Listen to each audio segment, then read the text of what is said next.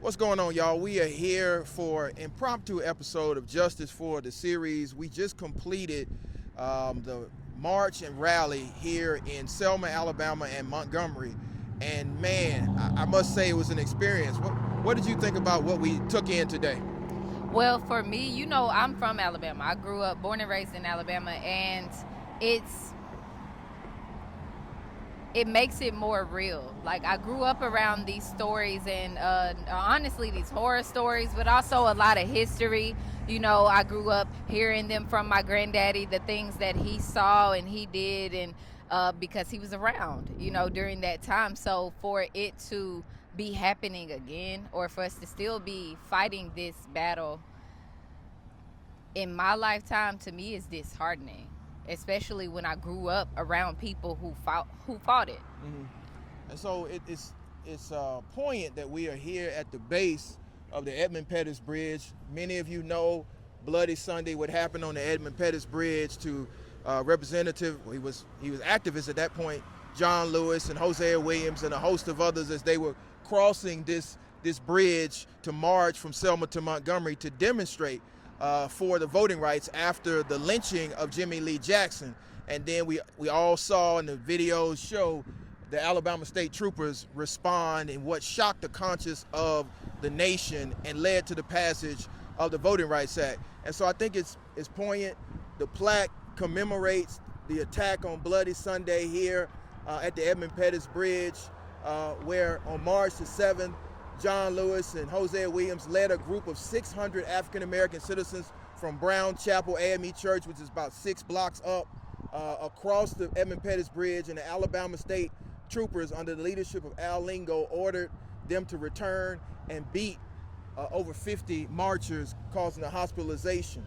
But of course, they were not deterred, and 2 weeks later, Dr. King and Ralph Abernathy led a court-approved march with federal protection that reached 54 miles to the state capitol, where we were a few minutes ago, and actually had a successful march that led to the passage of the Voting Rights Act.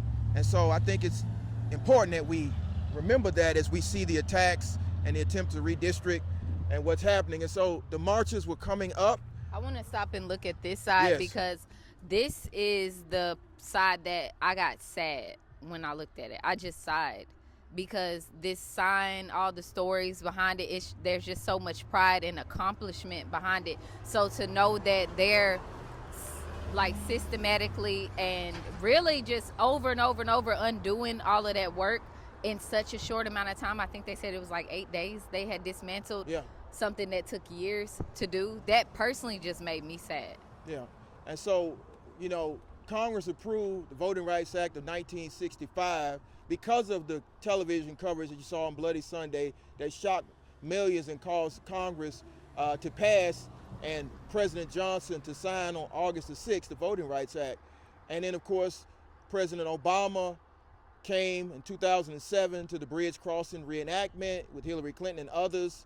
And the movie Selma portrayed all of that. But now we see with Louisiana versus Calais, the attempts to reframe, some would say gut, I would say reshape the ability of the Voting Rights Act of 1965. And that's why undermine to disassemble or reshape.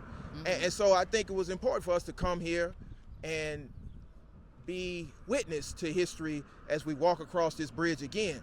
And what a lot of people don't know about this particular bridge, is named after Edmund Pettus, who was a well-known white supremacist and a member and potentially the Grand Wizard of the Ku Klux Klan. No. And so when you walk across this bridge and you recognize the history of this most solemn place in American history, it's always at a nexus of history. Oh, wow. I don't know how I missed that day in history class. And I think because, again, I did grow up in Alabama.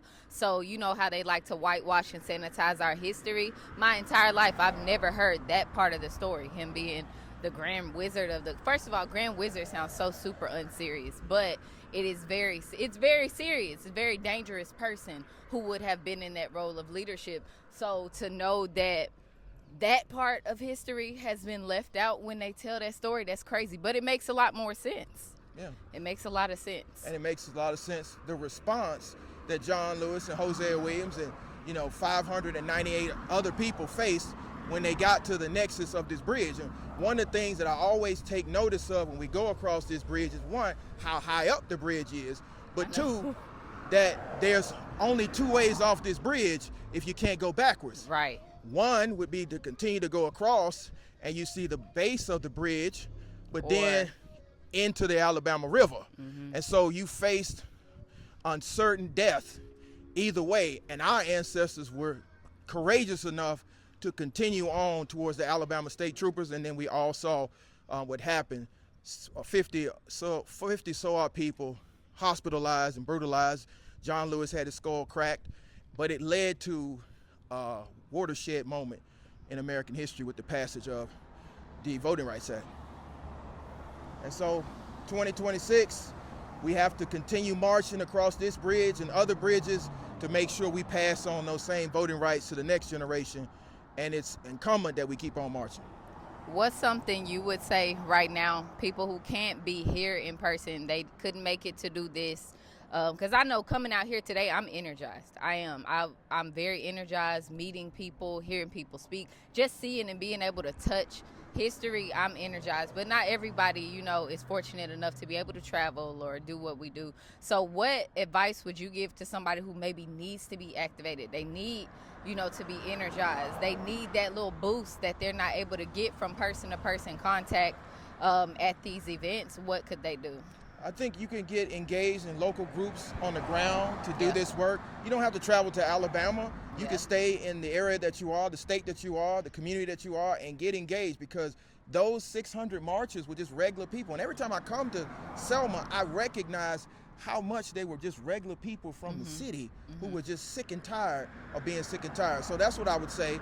But I'd also tell people to use that right that was gifted to us by our ancestors. It's very easy to go vote. It's very easy to get 5 members of your family to go vote.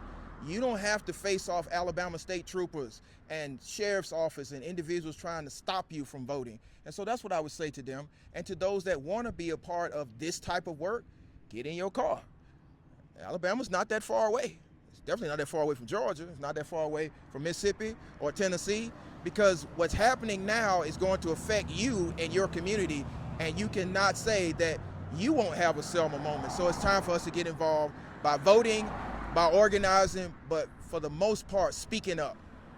Absolutely. One of the things I think when I just think about, like when you were describing what happened, like him having his skull cracked, and like you said, we're not realistically, thank God, but we're not in that same type of face-off right now. And I feel like that's because they did the groundwork.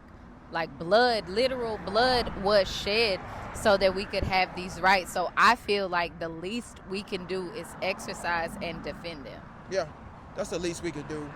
That's what our ancestors demand. And what I heard today is also what our descendants demand. Because right now we have to recognize that we have to be good ancestors for our descendants. That's true. And so I appreciate what John and others did on this bridge, but I also think that it's our time to do much more to make sure the next group has the same rights we do. You're right. We are somebody's ancestors. We are. That's a good point. Yeah. So I think we should go back down the bridge. I'm getting a little scared now. Yeah. So, What do you want? Every headline fades. Every news cycle moves on. For the families, it never ends. And the fight for accountability continues. This is not about clicks. This is not about controversy. This is about the truth. The names that deserves justice. We are reopening and examining the files and the facts. Nothing more and nothing less.